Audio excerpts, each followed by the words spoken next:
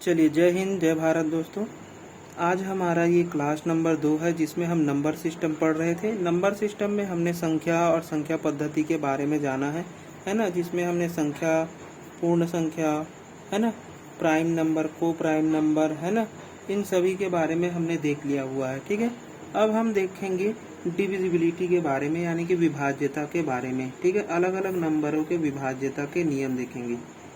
ठीक है, विभाज्यता, ठीक है, जिसे हम कहते हैं डिविजिबिलिटी। देखिए, सबसे पहले हम देखेंगे 2 का। किसका देखने वाले हैं? तो सबसे पहले हम देखेंगे 2 के विभाज्यता का नियम क्या कहता है। तो देखिए, 2 का विभाज्यता का नियम क्या कहता है कि कोई भी नंबर तभी विभाजित होगा। ठीक है, कोई भी नंबर जो है वह तभी विभाजित होगा जब उसके इकाई में, इसमें इकाई अंक में, यानी कि कोई भी दुनिया का कितना भी बड़ा नंबर दिया रहे, उसके इकाई अंक में क्या क्या होने चाहिए। तो 0 होने चाहिए, 2 होने चाहिए, 4 होने चाहिए, 6 होने चाहिए, 8 होने चाहिए। ठीक है, तो ये नंबर जब भी आपको दिखेंगे तो वो नंबर क्या होगा, 2 से विभाज्य होगा। जैसे कि हमने उदाहरण में ले लिया कि 2 2 8, है ना, 2 2 6 5 7 3 2 ऐसे ले लेंगे। तो हमें अंतिम के अंक को ही देखना है ना, यानी कि अंतिम के अंक में क्या होने चाहिए, हमारा ये सभी नंबर होना चाहिए 0 2 4 6 8, है ना। तभी हम उस नंबर को क्या कहेंगे, 2 से विभाज्य है कहेंगे। ठीक है, तो ये हो गया हमारा 2 के विभाज्यता का नियम। दूसरा हम देखेंगे 3 के विभाज्यता का नियम क्या कहता है। तो देखिए, 3 का विभाज्यता नियम, ठीक है, तो इसमें क्या होना चाहिए, तो दी गई संख्या 3 से तभी विभक्त होगी जब अंकों का योग, यानी कि क्या होना चाहिए, दिए गए अंकों का योग 3 से विभाज्य होना चाहिए। दिए गए अंकों का योग 3 से विभाज्य होना चाहिए।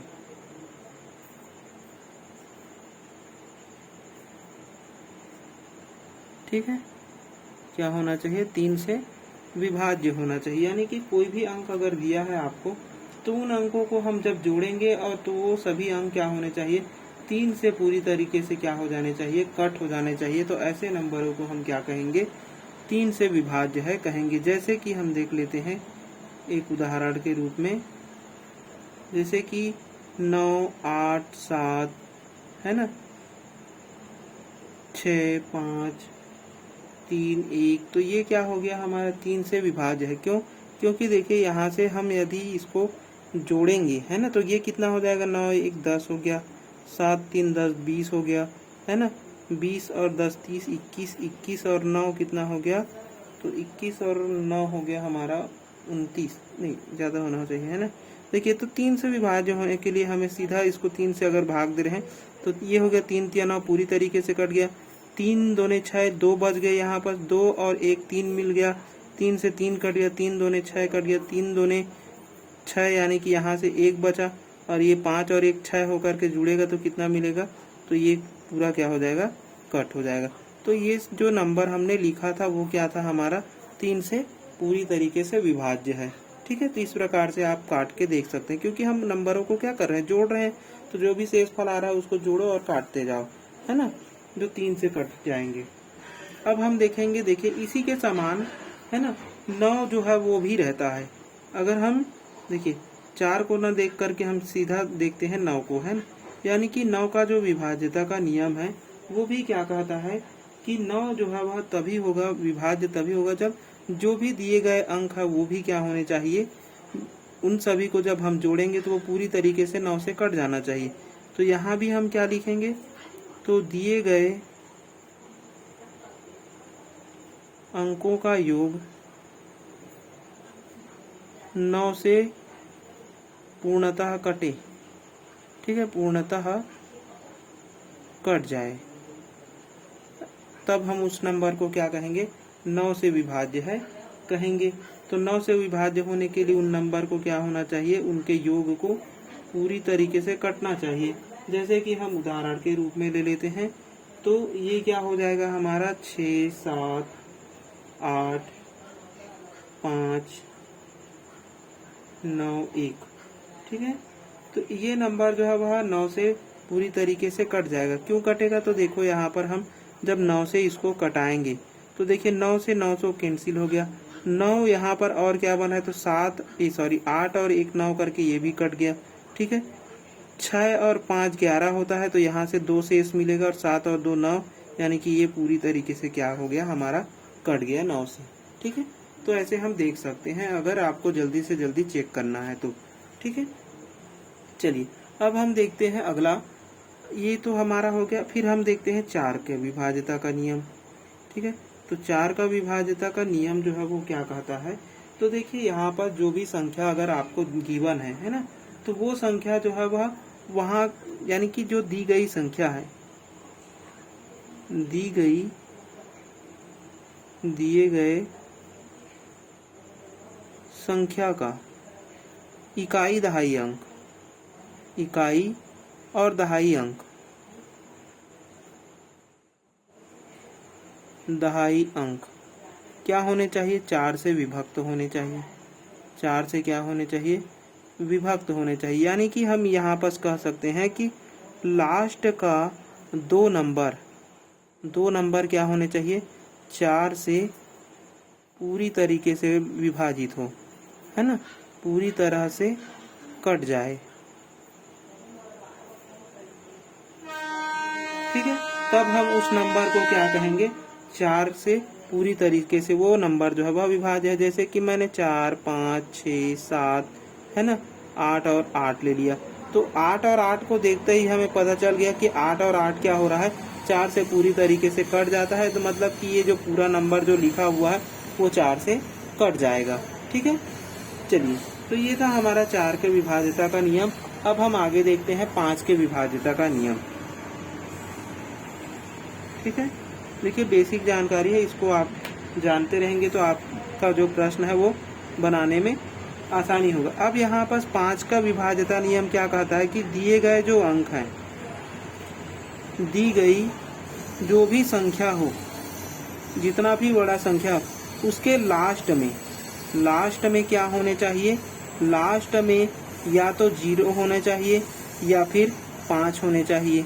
ठीक है, यानी कि लास्ट में 5 के विभाज्यता का नियम क्या कहता है कि कोई भी संख्या के लास्ट में क्या होने चाहिए, 0 होने चाहिए और 5 होने चाहिए, तब वो नंबर क्या होता है, पूरी तरीके से 5 से क्या हो जाता है, डिवाइड हो जाता है। जैसे कि मैं आपके लिए एक नंबर लिख देता हूँ, 5, 5, 3, 5, 8, 5, है ना, और एक नंबर लिख देता हूँ दूसरा। ये हो गया हमारा पहला, ये हो गया हमारा दूसरा। क्या नंबर लिखते हैं, जैसे कि 2, 0, 5, 0, 4, 0। तो ये क्या हो गया हमारा, 5 से पूरी तरीके से विभाज्य है, क्योंकि हमने यहाँ पर किसको देखा, केवल लास्ट के नंबर्स को देखा और बता दिया कि ये जो है वह 5 से विभाज्य है। अब ऐसा भी तो हो सकता है ना, जैसे कि ये 5 से विभाज्य है और ये 4 से भी विभाज्य है, क्योंकि इसके लास्ट के जो 2 अंक है वो 4 से पूरी तरीके से कट जाते हैं, ये 4 से भी विभाज्य है ना। ऐसा नहीं है कि एक नंबर केवल एक ही नंबर से विभाजित हो, और भी नंबर से विभाजित हो सकते हैं, है ना। ये 2 से भी विभाज्य है, तो ये किस किस से विभाज्य है, अगर ऐसा पूछ लिया जाए तो 2 से देखो विभाज्य है, क्योंकि 0 है लास्ट में, है ना। 5 से विभाज्य है, 4 से भी विभाज्य है, क्योंकि 4 क्या कहता है कि लास्ट का 2 नंबर जो है वह क्या होने चाहिए, 4 से पूरी तरीके से कट जाना चाहिए। अगर हम क्या पता अगर इन सब का योग करेंगे और वो 9 बन जाए, तो ऐसा तो नहीं बन रहा है, 11 बन रहा है ना। तो 11 नहीं बन रहा है, मतलब 3 से विभाज्य नहीं है, ना कि 9 से विभाज्य है। ठीक है, तो इस प्रकार से हमें चेक करना है। चलिए अब हम देखते हैं अगला है 6। तो देखिए 6 जो है, 6 का कोई भी विभाज्यता नियम नहीं है, लेकिन हम यदि 6 को अगर तोड़कर देखें तो 6 जो है वह 2 और 3 से मिलकर बनता है ना। यानी कि 6 का जो फैक्टर हम करेंगे वो 2 और 3 से होगा। यानी कि 6 का अगर विभाज्यता आपसे पूछता है तो उस जो भी संख्या दिया रहेगा वो 2 से भी विभाज्य होने चाहिए और 3 से भी विभाज्य होने चाहिए, तभी हम उस संख्या को क्या कहेंगे, 6 से विभाज्य है कहेंगे। ठीक है, आगे हम देखते हैं 7 का। ठीक है, चलिए, तो देखिए जो 7 के विभाज्यता का नियम है वो क्या कहता है, तो दी गई संख्या जो है वह 7 से तभी विभाजित होगी जब वह क्या हो, 6 बार पुनरावृत्ति हो। यानी कि कोई भी संख्या अगर 6 बार लिखी हो, यानी कि कोई भी संख्या, जैसे कि 1 है तो 1 को कितने बार होने चाहिए, 6 बार होने चाहिए। अगर ये कोई भी संख्या जो है वह 6 बार लिखी हुई है, मतलब कि एक ही नंबर 6 बार लिखी हो, 6 बार लिखी हो, तो वह संख्या क्या होगी, 7 से विभाज्य होगी। ठीक है,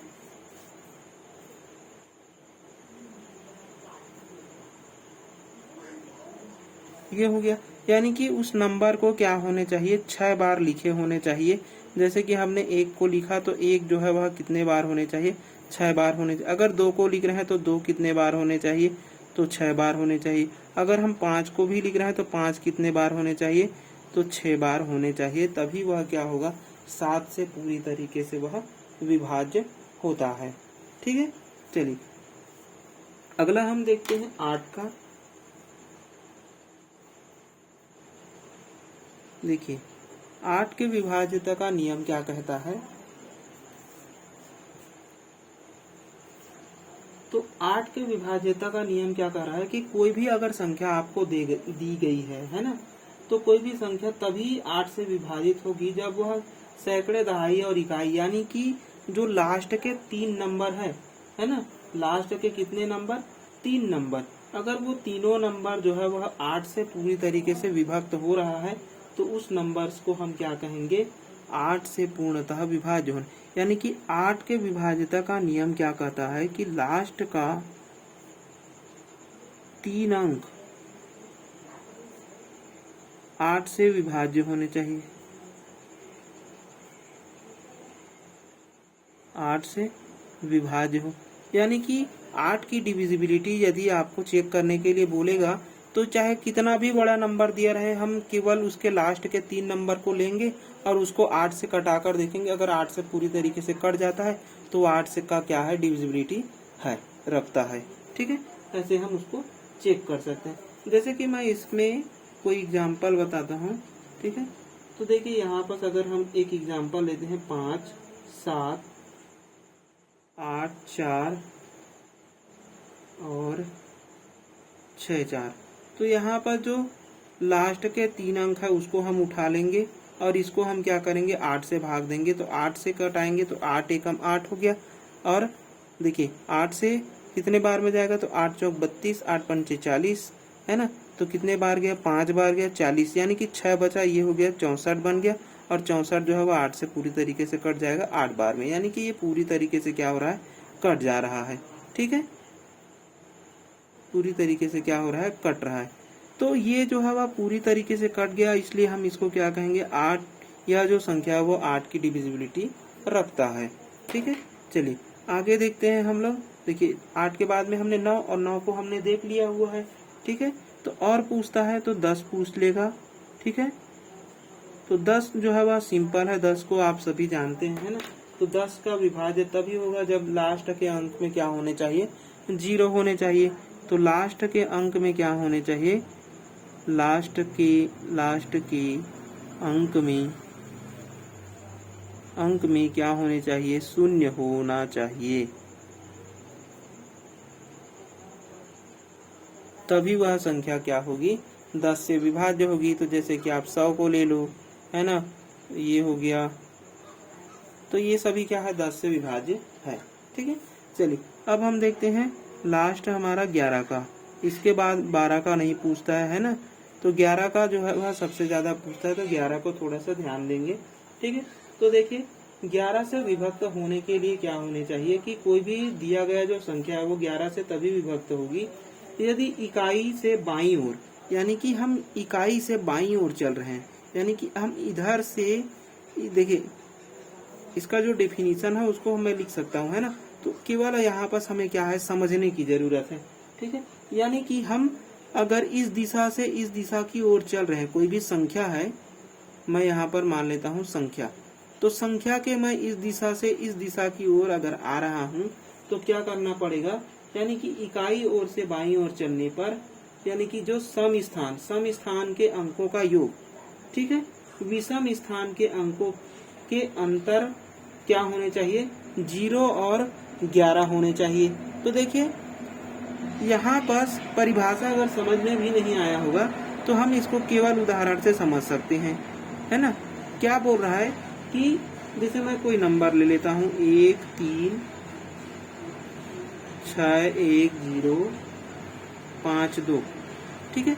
तो मैं यहाँ पास क्या करूँगा, सम स्थान को जोड़ूंगा और माइनस कर दूंगा विषम स्थान के साथ में, और दोनों का मान क्या होना चाहिए, या तो 0 होने चाहिए या फिर 11 होने चाहिए। यानी कि इन नंबर्स का क्या होना चाहिए, या तो मैं सम स्थान को जोड़ रहा हूँ तो सम स्थान क्या होंगे, 3 हो गया, 1 हो गया, और क्या हो गया हमारा 5 हो गया।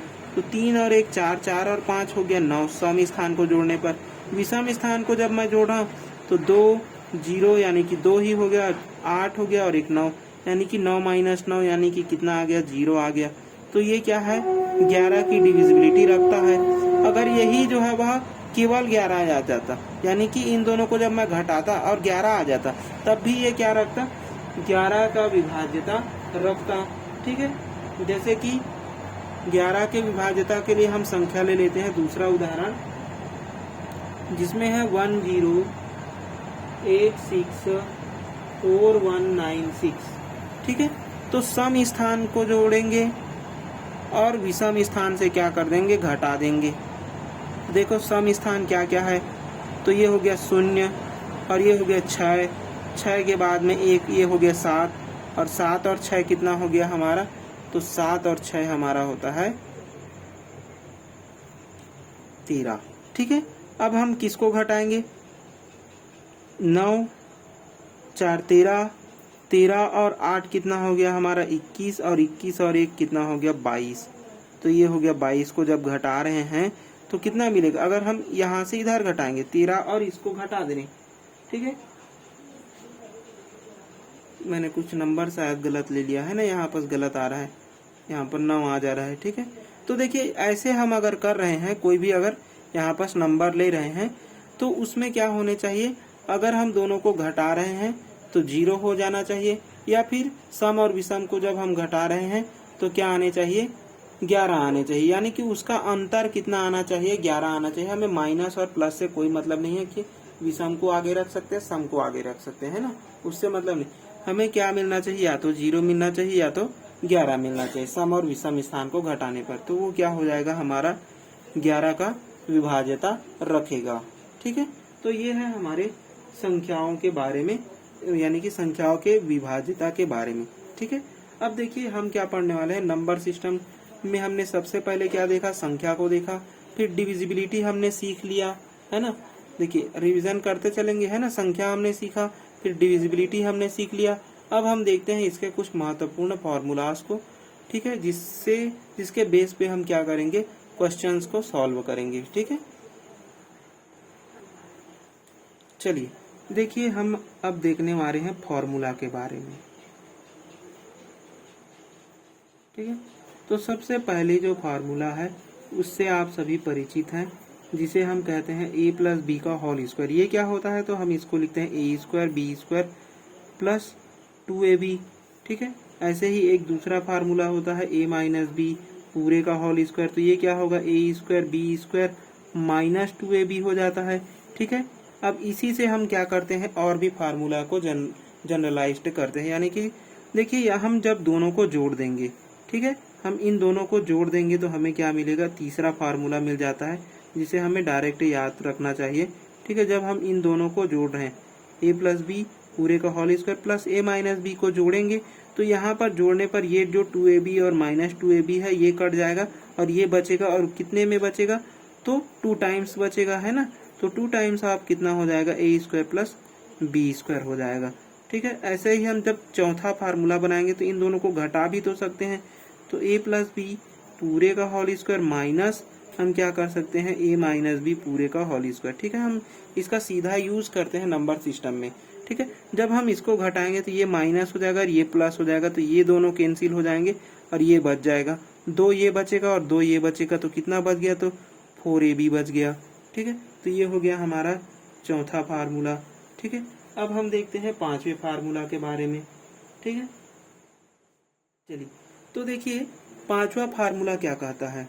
ठीक है, तो पांचवा फार्मूला जो है वह भी इसी से ही बना हुआ है। ठीक है, जिसमें हम देखते हैं a माइनस बी पूरे का होल स्क्वायर। इसको हम क्या लिख सकते हैं, तो हम इसको लिख सकते हैं a प्लस बी पूरे का होल स्क्वायर माइनस में 4ab लिख सकते हैं, क्योंकि हम जब इसको हम खोलेंगे तो क्या मिलेगा, हम इसको खोलेंगे तो ये मिलेगा, और वहां से ये जो है वह 4ab और 2ab करके घटेगा तो 2ab मिलेगा, मतलब कि यही मिल रहा है ना। इसी प्रकार जब हम छठवां फार्मूला बनाएंगे तो क्या बना सकते हैं, a प्लस बी को हम डायरेक्ट लिख सकते हैं a प्लस बी का होल स्क्वायर को a माइनस बी पूरे का होल स्क्वायर, और ये जो माइनस है वो क्या हो जाएगा, प्लस में हो जाएगा 4ab। ठीक है, यानी कि माइनस के लिए माइनस 4ab और प्लस के लिए क्या होता है, प्लस 4ab होता है। ठीक है, चलिए सातवां जो फार्मूला है, चलिए देखिए सातवां जो फार्मूला है वो होता है हमारा ए स्क्वायर माइनस बी स्क्वायर। ए स्क्वायर माइनस बी स्क्वायर को हम क्या लिख सकते हैं, ए प्लस बी और ए माइनस बी के रूप में लिखते हैं। ठीक है, अब हम देखते हैं आठवां फार्मूला। ये हो गया हमारा स्क्वायर टर्म्स के रूप में फार्मूला। ठीक है, एक होता है हमारा स्क्वायर टर्म्स के रूप में और फार्मूला होता है ए प्लस बी प्लस सी पूरे का होल स्क्वायर। तो इसका जो वैल्यू होता है वो क्या होता है, तो देखिए ए प्लस बी प्लस सी पूरे का होल स्क्वायर होता है A square B square plus c square, और ये हो जाएगा प्लस में 2ab 2bc प्लस 2ca। ठीक है, ये हो जाएगा हमारा आठवां फार्मूला। नौवां फार्मूला स्क्वायर टर्म्स के रूप में और क्या मिलेगा हमें, A square B square C square, और ये हो जाएगा minus A B minus B C और माइनस सी ए। ठीक है, इसी से जनरलाइज हो रहा है बराबर 1/2 ए माइनस बी पूरे का whole square plus B minus C पूरे का होल स्क्वायर प्लस ये हो जाएगा सी माइनस ए पूरे का होल स्क्वायर। ठीक है, तो ये यूज में आता है। ठीक है, चलिए अगला ये हो गया हमारे स्क्वायर टर्म्स के पूरे फार्मूला। अब हम देखेंगे क्यूब वाले फार्मूला। ठीक है, तो क्यूब वाले सबसे पहले फार्मूला आएगा ए प्लस बी पूरे का होल क्यूब क्या होता है, तो ए क्यूब होता है बी क्यूब होता है। ठीक है, प्लस क्या हो जाएगा, तो प्लस का है तो प्लस में रहेगा 3ab और इंटू में हो जाता है ए प्लस बी। इसी प्रकार माइनस वाला जो फार्मूला है वो क्या होता है, ए माइनस बी पूरे का क्यूब। ठीक है, ये होगा A cube minus B cube minus 3ab और ये हो जाएगा ए माइनस बी। ठीक है, यानी कि केवल ए क्यूब वाला जो है वह प्लस में, बाकी सभी क्या होते हैं, माइनस में होते हैं। फिर जो 12वां फार्मूला है, देखिए 12वां फार्मूला क्या होता है, जिसमें हम ए क्यूब और बी क्यूब, ए क्यूब प्लस बी क्यूब, ए क्यूब प्लस बी क्यूब क्या होता है, तो ए प्लस बी हो जाएगा, इनटू में लिखाता है A square minus A B plus B square. ठीक है, इसी प्रकार माइनस वाला जो फार्मूला है A cube minus B cube, ये कितना हो जाएगा, तो ए माइनस बी और ये हो जाएगा A square plus A B plus B square.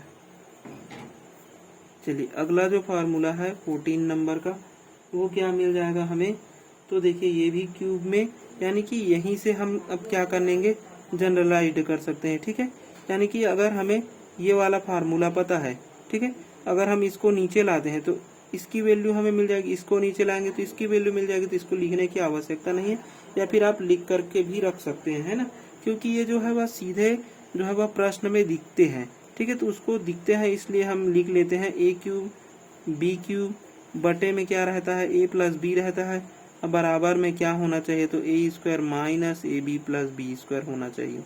ठीक है, इसी प्रकार इसको भी हम बना सकते हैं, इसको तो हमने बना लिया, इसको भी हम बना सकते हैं।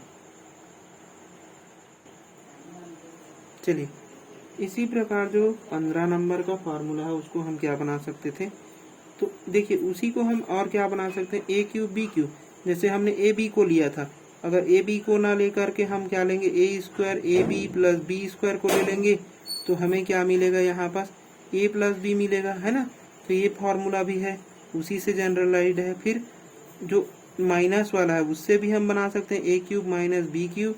अगर हम ए माइनस बी को नीचे लाते हैं तो क्या वाला टर्म्स बचेगा, A square plus A B plus B square वाला टर्म बचेगा। अगर हम इसको लाते हैं, इसको छोड़ देते तो क्या मिलेगा, 17 नंबर का फार्मूला जो है वह A cube minus B cube बटे में हम इसको ले आएंगे A square plus A B plus B square बराबर में क्या हो जाएगा, ये उधर चला जाएगा तो ए माइनस बी। ठीक है, तो ये हो गया हमारा 17 नंबर का फार्मूला। ठीक है, ऐसे ही अगला है हमारा 18 नंबर का फार्मूला। देखिए, जो कि सबसे महत्वपूर्ण फार्मूला है, जिसमें हम देखते हैं a cube B cube plus c cube, ठीक है, माइनस 3ab बराबर होता है a plus B plus c into a square B square plus c square minus में होता है minus A B minus B c minus c a. ठीक है, तो ये है हमारा एक फार्मूला। अगर यदि इसी में a प्लस बी प्लस सी यदि 0 हो जाए तो एक और नया फार्मूला बन जाता है। देखिए, अगर ये 0 हो जाए, है ना, यदि a plus B plus C equal to 0 हो जाए तो a plus B plus C अगर 0 हो जाएगा तो ये पूरा टर्म से 0 हो जाएंगे, क्योंकि 0 का इंटू करेंगे तो क्या मिल जाएगा हमें, a cube B cube C cube minus 3abc बराबर क्या मिलेगा, 0 मिलेगा। और इसी को हम और क्या लिख सकते हैं, तो ए cube B cube plus c cube, इसको हम पक्षांतर कर देंगे तो ये क्या मिल जाएगा, ए बी सी मिल जाएगा 3abc। ठीक है, जो कि हमारा एक नया फार्मूला बन जाता है। ठीक है, जो कि बहुत ही उपयोग में आता है। चलिए, अब है हमारा आज का लास्ट फार्मूला। देखिए, लास्ट फार्मूला क्या है, तो ये होता है a माइनस 1, ठीक है, और होता है A cube plus A square plus A plus 1 बराबर क्या हो जाएगा, ए की पावर 4 माइनस 1, यानी कि ये भी क्या है, 4 में है। ठीक है, तो देखिए ए माइनस 1 ए क्यूब ए स्क्वायर ए प्लस 1, अगर ऐसा फार्मूला दिख रहा है तो किसका है, ए की पावर 4 माइनस 1 का है। ठीक है, अब देखिए कुछ और अन्य फार्मूला है जिसमें हम जानते हैं क्या, जैसे कि भाज्य बराबर, भाज्य बराबर क्या होता है, तो भाजक गुणा भागफल प्लस क्या होता है हमारा, शेषफल होता है। ठीक है, तो ये एक फॉर्मूला बन जाए। भाज्य को हम क्या कहते हैं, तो भाज्य को हम कहते हैं डिविडेंड। ठीक है, और जो हमारा भाजक है ये हमारा क्या है, डिवाइजर है, जिससे हम क्या करते हैं, भाग देते हैं। ठीक है, भागफल क्या होता है, तो हमारा कोसेंट होता है,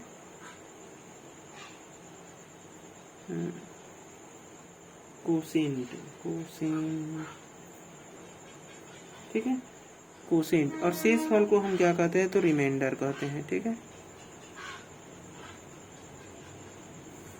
तो ये है हमारा फॉर्मूला। चलिए